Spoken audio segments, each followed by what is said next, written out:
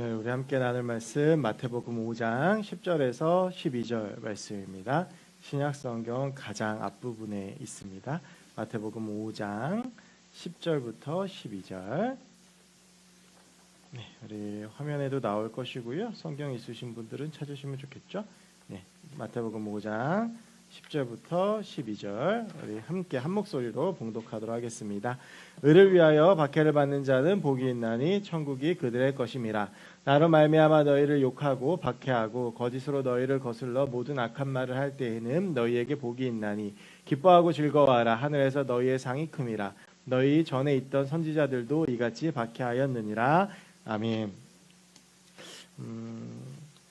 우리가 요즘 살면서 어떤 단어를 가장 많이 할까 이렇게 생각해 보면 요즘은 이 코로나라고 하는 이 단어를 정말 많이 말하는 것 같습니다. 하루를 살면서도 몇 번에 걸쳐서 얘기를 하고, 저도 이렇게 오늘 설교를 준비하면서 생각해 보니까 제가 매번 설교 시간마다 항상 빠지지 않고 등장하는 단어가 바로 이 코로나라고 하는 단어인 것 같아요. 사실은 1년 전만 해도 저에게 굉장히 익숙하지 않은 단어였습니다.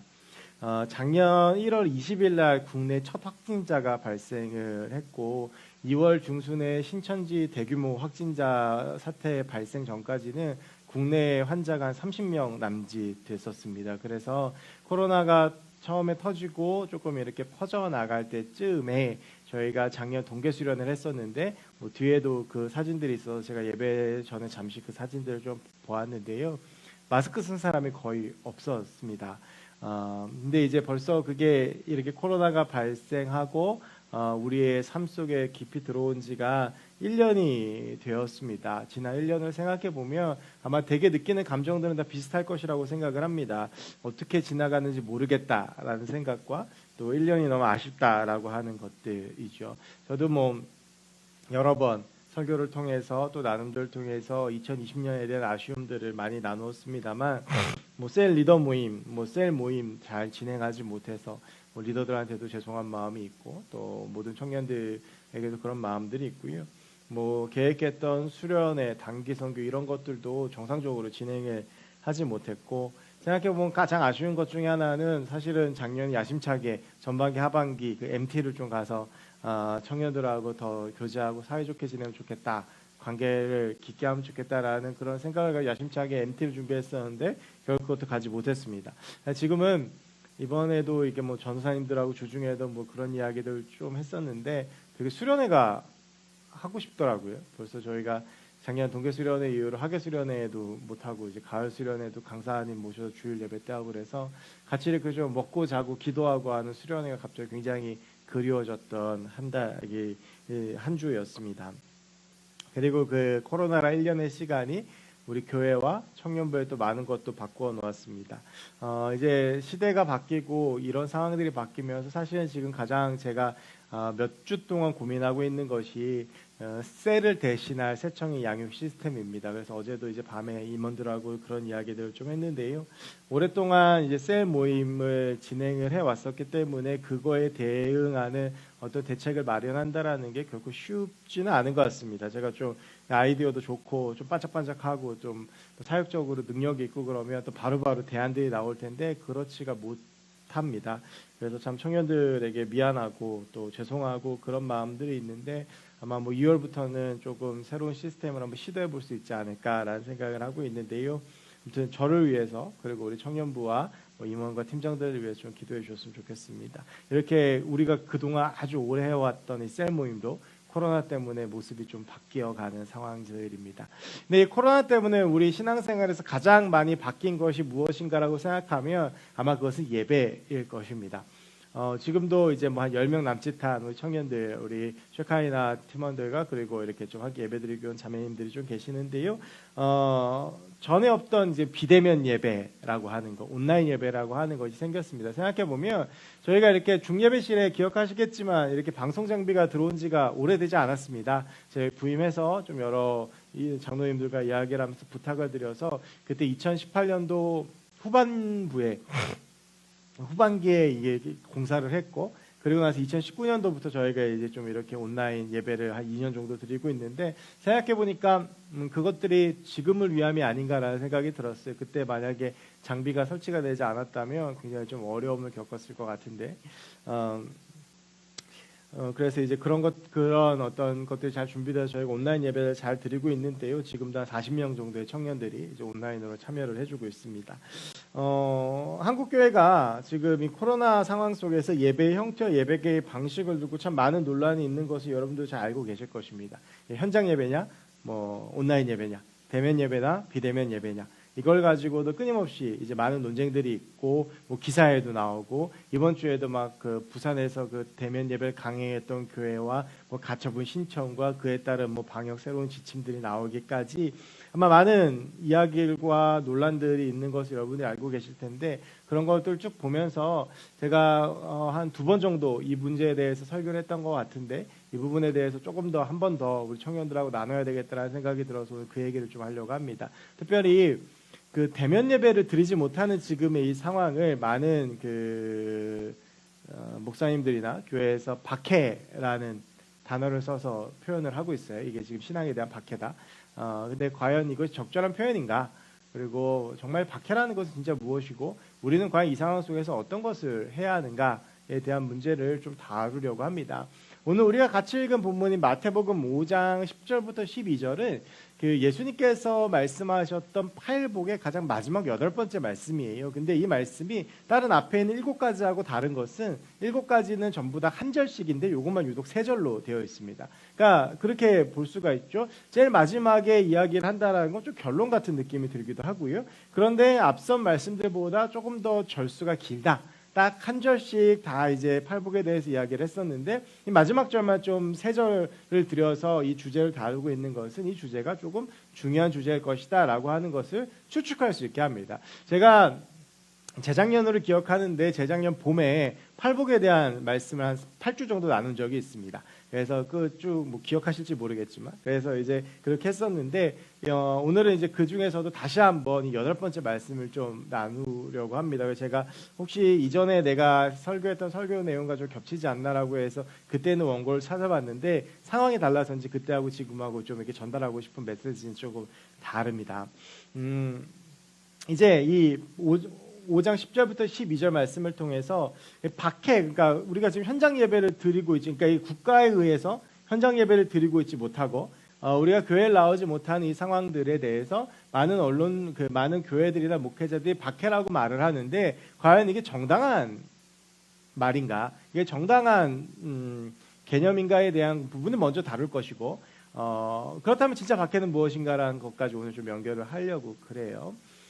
먼저 이 박해라고 하는 단어, 오늘 말씀이 중요한 이유 중에 하나는요.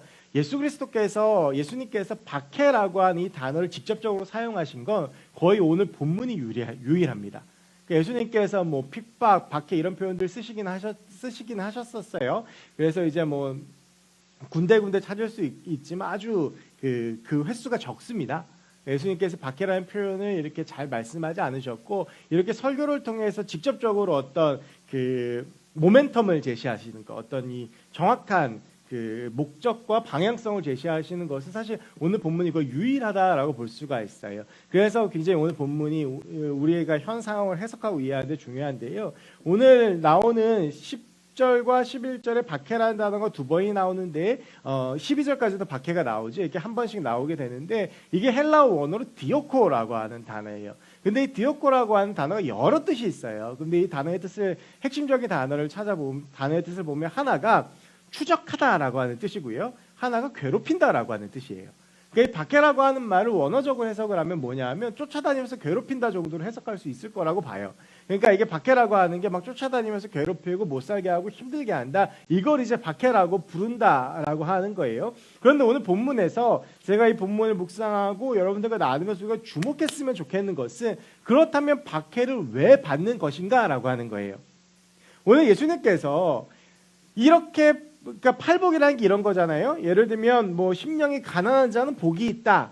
뭐 온유한 자는 복이 있다. 긍휼히 여기는 자는 복이 있다. 마음이 청결한 자는 복이 있다. 화평하게 하는 자는 복이 있다라고 되어져 있어요. 10절 말씀에 이 공식대로를 보면 박해를 받는 자는 복이 있다라고 해야 되는데 유일하게 오늘 말씀에만 무엇으로 해서 박해를 받는지에 대한 목적이 등장을 해요.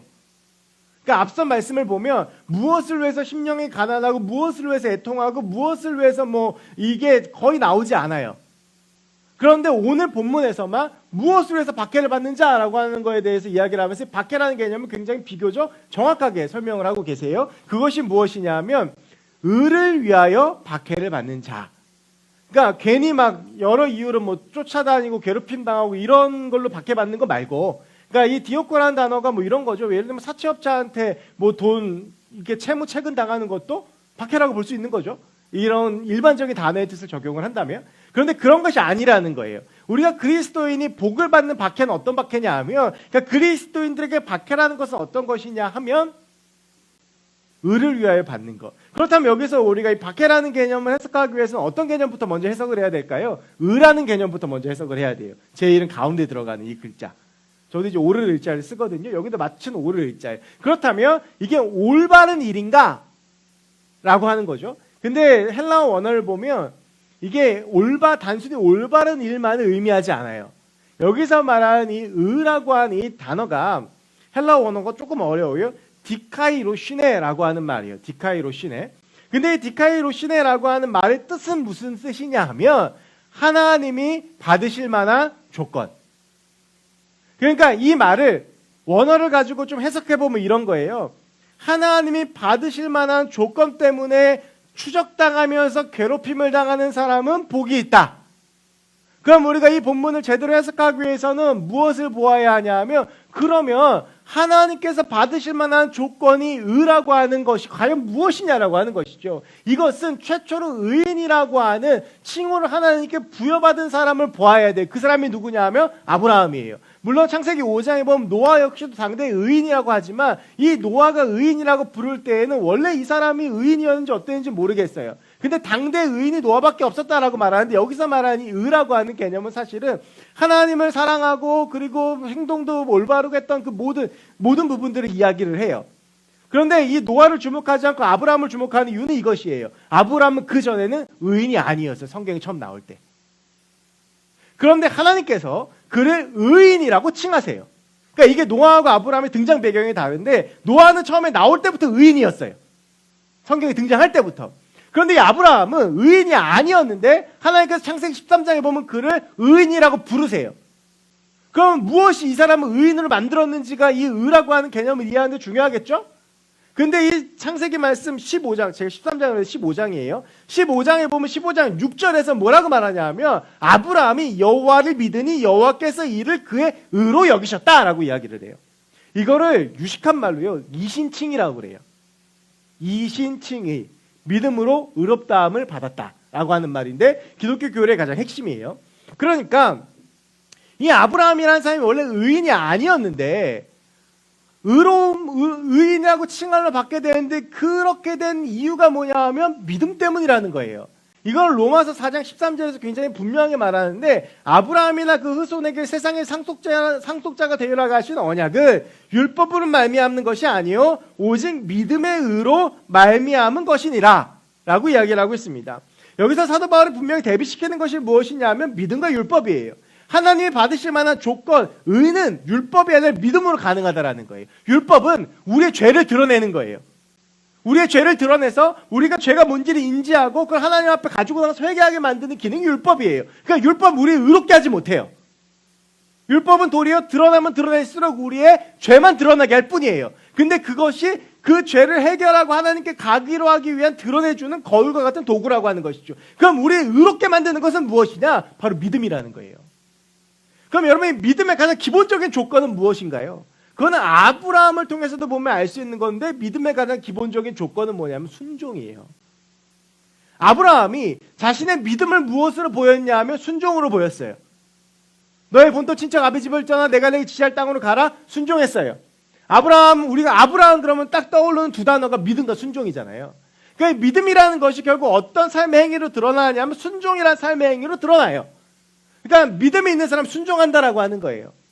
그래서 이렇게 해서 우리가 논리 얼개를 쭉 보면 의라고 하는 것이 하나님이 받으실 만한 조건인데 이 하나님이 받으실 만한 이 조건, 우리 의인으로 만드는 것이 무엇이냐면 믿음이고, 이 믿음을 드러내고 내가 믿음이 있는 사람인지 없는지를 보여준다라는 그것이 무엇이냐면 순종이라는 거예요.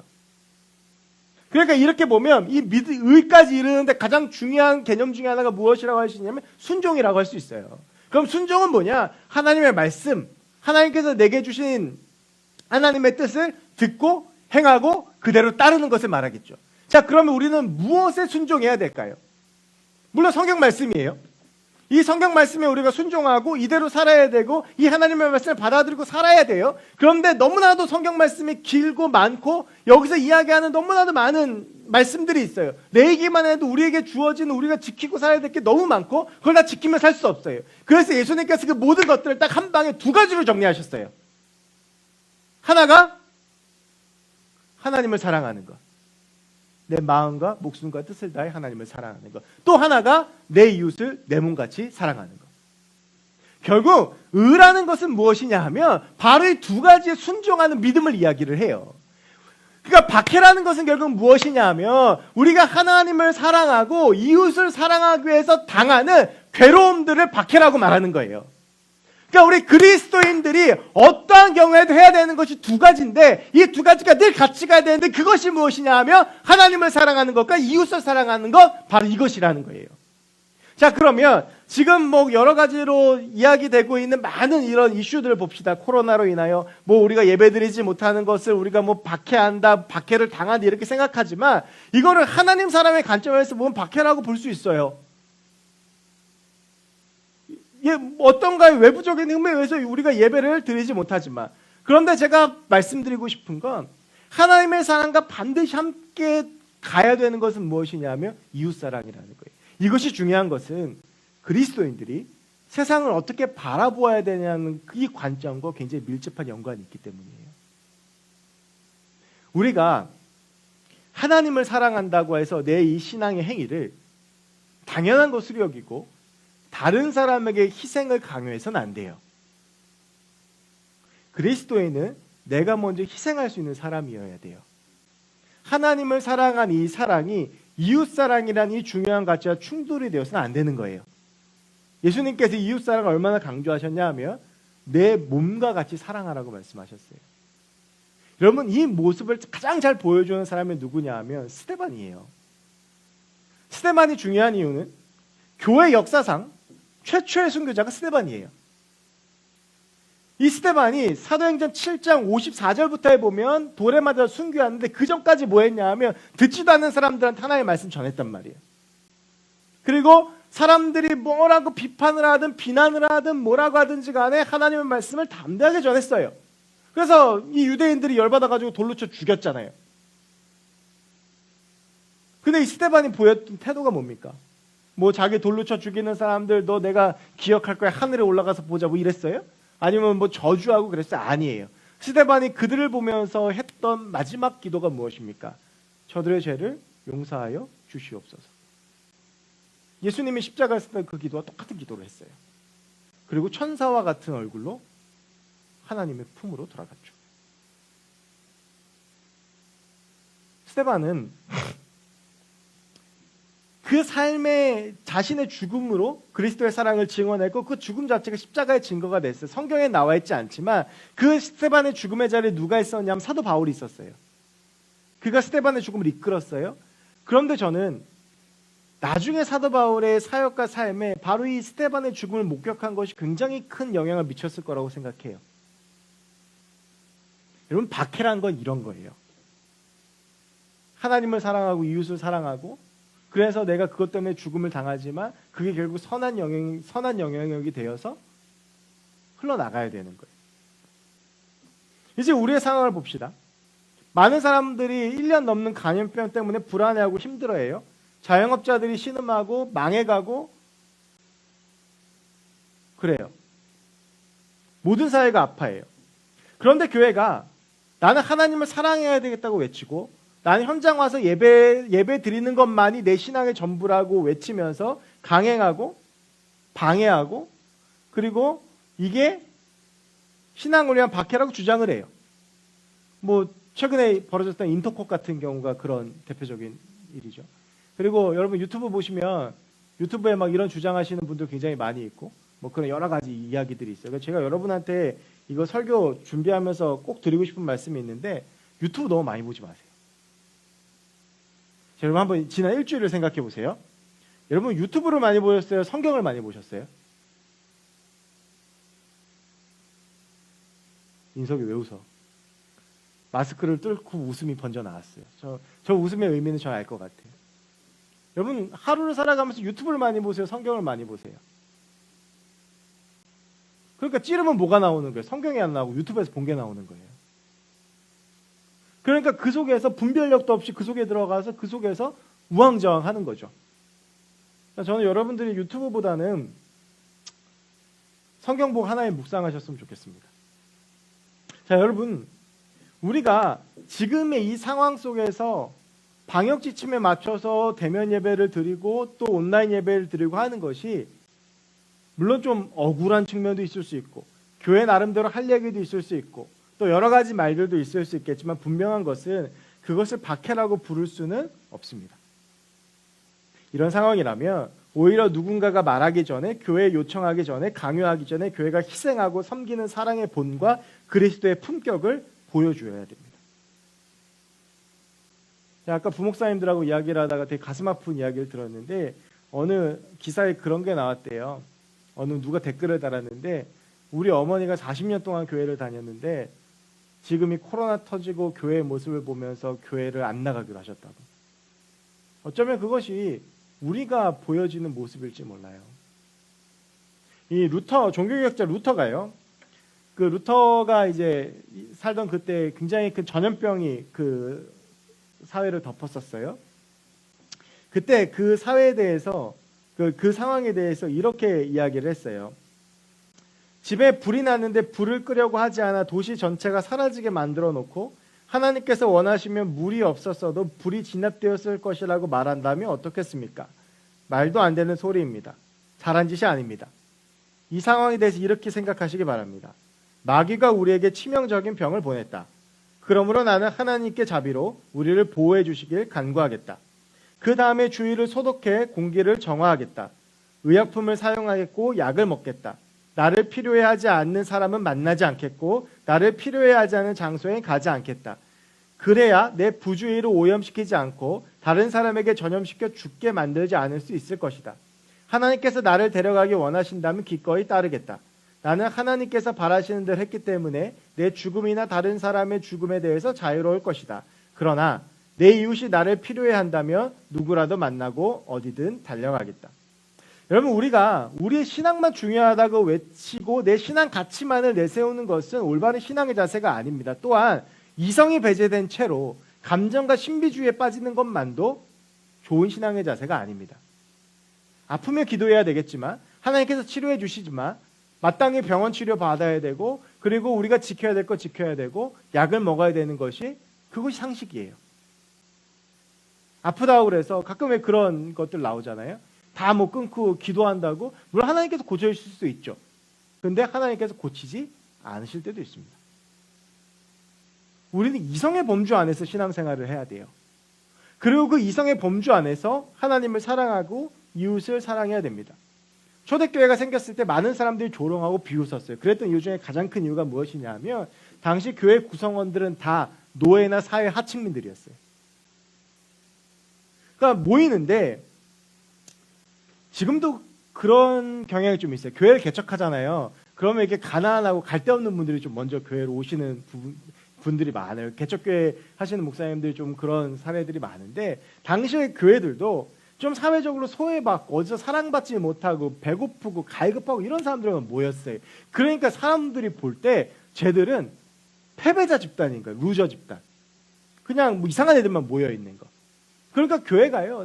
뭐 전혀 사람들에게 인정받지 않고 영향력도 없었는데 근데 그 교회가 영향력이 있어지고 그리스도인이라고 불리고 교회라는 공동체가 사람들에게 존경받고 그리고 300년의 시간 후에 로마에 의해서 종교를 공인받게 된 가장 결정적인 이유가 있어요. 그것은 교회가 보여주었던 그리스도인의 품격 때문이에요.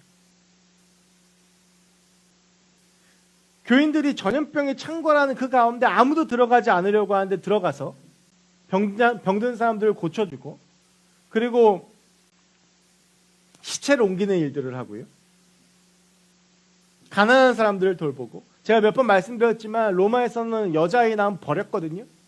남자들만 키웠어요. 그 고아들 데려다가 키우고, 자기들도 가난한데 모여가지고 가난한 사람들 돌보고, 자기들도 먹을 것이 없는데 과부들을 돌보고, 이런 모습들을 보면서 사람들이 충격을 받은 거예요.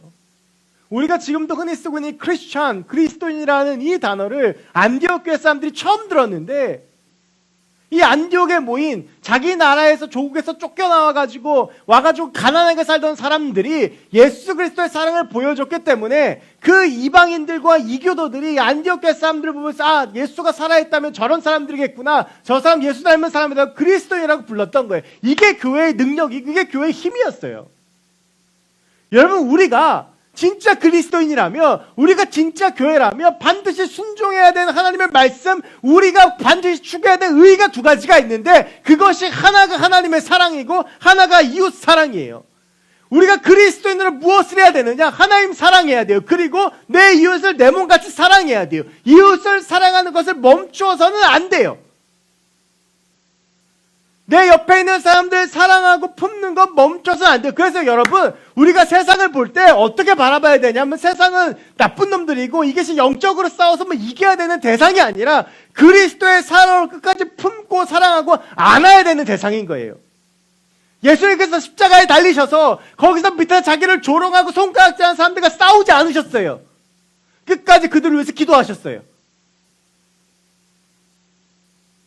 여러분, 우리가 세상을 볼 때 이 세상을 그리스도의 사랑으로 물들여야 하지만, 거기에서 방해되는 것들은 쳐버리고, 그래서 싸우고 대적하고, 여러분, 세상을 그렇게 보는 것이 올바른 시각이 아니라 하나님의 마음은 그 모든 것을 품고 사랑하는 거예요. 근데 지금 우리는 과연 세상을 어떻게 보고 있습니까? 내 신앙을 방해하면 나쁜 놈이고 사단이고 마귀고, 물론 그 가운데 사단의 영향이 있고 마귀의 영향이 있어요. 그런데 그것들을 변화시키는 것은 무엇이냐 하면 그리스도의 사랑이라는 거예요.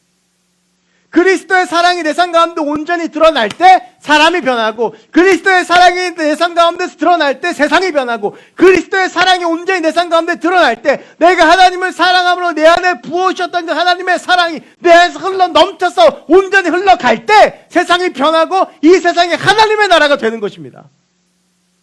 우리가 추구해야 될 것, 그것은 온전한 사랑입니다.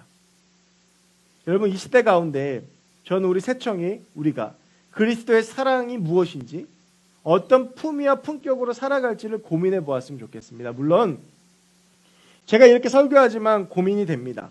이제 다음 주부터 대면 예배가 좌석수의 10%에 의해서 시행을 하는데 몇 명이 올지도 잘 모르겠고, 그리고 가끔은 그런 생각도 들어요. 우리 청년들이 과연 온라인 예배 잘 드리고 있나? 보세요, 지금 여기 10명 있는데 아까 제가 설교 전에 봤을 때 온라인 예배를 40명이 드리고 있었어요. 나머지 50명은 어디로 갔을까요? 저는 뭐 나중에라도 영상을 보면서 예배 드린다고 믿고는 있지만, 그럼 뭐 제대로 셀 모임도 안 되고, 지금 이 상황이 여러 가지로 신앙적으로 어려운 게 맞아요. 그럼 어떻게 해야 되느냐? 저는 일단 저희 청년들을 믿고요. 그래서 우리 청년들을 위해서 매일매일 이름 불러가면서 눈물로 기도할 수밖에 없는 것이고, 여러분은 여러분 나름대로 먼저 하나님을 사랑하기 위해서 애쓰고, 여러분의 삶 가운데 그것이 뺏기지 않도록 유튜브보다는 성경을 많이 보고, 핸드폰보다는 하나님을 더 묵상하고, 그런 것들이 내 삶 가운데 흘러 넘치도록 우리의 삶의 모든 자리가 예배가 되도록 해야 되는 것입니다. 여러분의 삶의 모든 자리가 예배가 되도록. 여러분, 직장도 예배의 자리예요. 직장에서 하나님을 온전히 예배해야 돼요. 그럼 예배의 방식은 무엇이냐? 하나님께서 내게 맡기신 소명을 최선을 다해서 해나가는 것이죠. 학교, 가정 모두 마찬가지예요. 여러분, 그게 그리스도의 품격이에요. 그리스도인이요, 직장에서요, 일 게을르게 한다고 손가락질 받는 거 안 돼요, 여러분. 그건 하나님 사랑도 아니고 이웃 사랑도 아니에요. 내게 맡겨진 일 최선 다해서 해야 되고, 핑계가 없어야 되고, 아, 예수 믿는 사람이면 저렇구나라고 하는 품위와 품격을 보여줄 수 있어야 돼요. 저는 우리가 그런 사람들이 됐으면 좋겠어요. 나를 통해서 사람들이 예수를 볼 수 있는 사람. 마지막으로, 그럼 여러분 진짜 박해는 뭐냐? 그럼 하나님 사랑하면서 받는 박해는 뭐고 이웃을 사랑하면서 받는 박해는 뭐냐? 먼저 여러분, 이 하나님 사랑의 박해는 오늘 말씀하고 연결되는 건데 이런 거예요. 여러분, 요즘 그리스도인이라고 어디 가서 내세우고 살기가 참 어렵습니다. 그죠? 막 손가락질도 당하고 사람들이 막 조롱하고 막 놀리고 그래요. 막 최근에 뭐 아동학대 사건도 목사 자녀들이었고, 뭐 또 안산에서 물론 이단이긴 합니다만 뭐 굉장히 비상식적인 일들이 어제 그거 잘 보시도 않은데 막 그런 게 막 벌어지면서 그 애들이 손가락질을 당해요. 그럼에도 여러분, 어떠한 우리가 손가락질과 조롱을 당해도 내가 그리스도인인 것을 당당하게 드러낼 수 있는 것, 그게 하나님 사랑을 위해서 박해를 받는 거예요. 제가 고등학교 때요, 고2 때로 기억하는데 저희 반에 저를 포함해서 교회를 열심히 다니는 친구가 4명이 있었어요. 그러니까 이 4명이서 점심시간마다 밥을 빨리 먹고 모여서 30분 동안 큐티 나눔을 했어요. 근데 이제 그 중에 한 친구는 그 4명이 있었는데 둘이 서울대를 갔고, 그 한 명은 잘 기억이 안 나. 한 명이 전대. 이 서울대 간 친구 한 명은 지금 목사가 됐고요. 한 명은 지금 기독교 방송국 PD가 됐고, 한 명은 지금 저희 동네에서 굉장히 열심히 신앙생활을 하고 있고요. 그리고 이제 제가 목사가 됐고 이래요. 근데 그때 저희 고등학교 고2 담임 선생님이 정말 교회 다니는 걸 싫어했어요. 그래갖고 맨날 뭐 옛날 어린이야, 그럼 야소장이니 뭐 어째니, 야소가 너 밥 먹여주냐 막 그랬고, 괜히 그 큐티 모임하고 옛날엔 그랬어요. 큐티 나눔하고 있으면 불러가지고 안마라고 해서 막 안마 시키고 막 그랬어요. 지금은 불가능한데 제가 학교 다닐 때, 그렇다고 뭐 제가 아주 오래전에 학교 다닌 건 아니지만 가능했어요. 그래서 막 안마도 시키고 막 그러니까 괜히 막 큐티 모임 하는 것 때문에 불이익이 생기는. 근데 우리는 그 누구에게도 피해주지 않거든요. 쉬는 시간에 우리끼리 모여서 조용하게 친구들 모여서 뭐 장기도 두고 게임도 하면 저희끼리 모여서 하나님의 뜻 나누었는데, 그것 때문에 막 선생님이 막 괴롭히고 옆에 있는 애들이 저희 거 미션 스쿨인데도 막 뭐라고 그러고 그랬어요. 그런데 그 모임을 단 하루도 포기한 적이 없어요. 여러분, 하나님 사랑을 위해서 받는 박해는 이런 거예요. 다른 사람들에게 피해 주지 않지만 그럼에도 내가 하나님의 사람으로 살 수 있는 것들을 다해서 해내는 삶. 그럼 이웃사랑을 위한 박해는 무엇이냐? 제가 이 말씀 가지고 고민하다가 생각나는 분이 한 분 계셨어요. 이분이 좀 호불호가 많이 갈려요. 이게 최일도 목사님이라는 분인데 혹시 아시는 분 계실지 모르겠어요. 다일 공동체라고 그 청량리에 가면 밥퍼 공동체 하는 데 있어요. 노숙자들 밥퍼 주는 사역 제일 먼저 시작하신 분. 근데 이분이 워낙 이 말이 좀 세요. 그래가지고 되게 호불호가 많은데, 근데 들여다보면 굉장히 훌륭한 분이세요. 근데 이분이 어디서 사역을 시작했냐면 청량리 588에서 사역을 시작했는데 여기가 어디면 사창가예요. 그래서 맨날 이 포주들한테 끌려가서 막 맞고, 그리고 맨날 뭐 저기 뭐라고 그러고 나서 또 이제 여기저기 사창가에서 사역한 뭐 일한다고 막 손가락질 당하고, 후원금 얻으러 가면 사람들이 마치 거지 대하고, 이 모든 것들을 다 감내를 한 거예요. 근데 그분은 그 모든 것들을 다 참아내시면서 이 사역을 하셨어요. 왜? 아무도 찾아가지 않는 창녀, 지금 내가 밥 주지 않으면 죽어가는 노숙자. 그래서 여러분이 588 그 옆에 지금 병원이 있는데, 588은 없어졌어요. 그 옆에 다일 천사병원이라는 노숙자와 제3세계 아이들과 뭐 행여자들, 나그네들을 위한 무료 병원이 있어요. 제가 거기서 1년 정도 봉사활동을 했었는데 그 병원도 세우고 그러셨거든요. 여러분, 이게 이웃을 사랑하면서 받는 박해예요. 그럼 뭐 예를 들면 이런 거죠. 왕따 당하는 사람하고 같이 있어주면 나도 왕따 당할 수 있어요. 그래도 품어주고 사랑하는 거.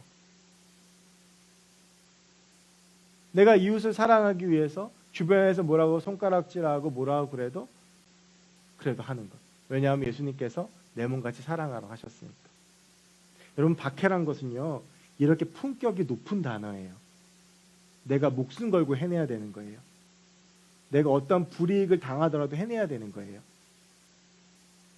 그리고 이것을 해낼 때 예수님께서 약속하신 것은 그런 사람은 복이 있다.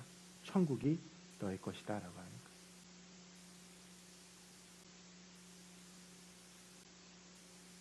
여러분의 삶 가운데 제가 바라기는 하나님 사랑과 이웃 사랑이 가득 넘쳐나시기를 원합니다.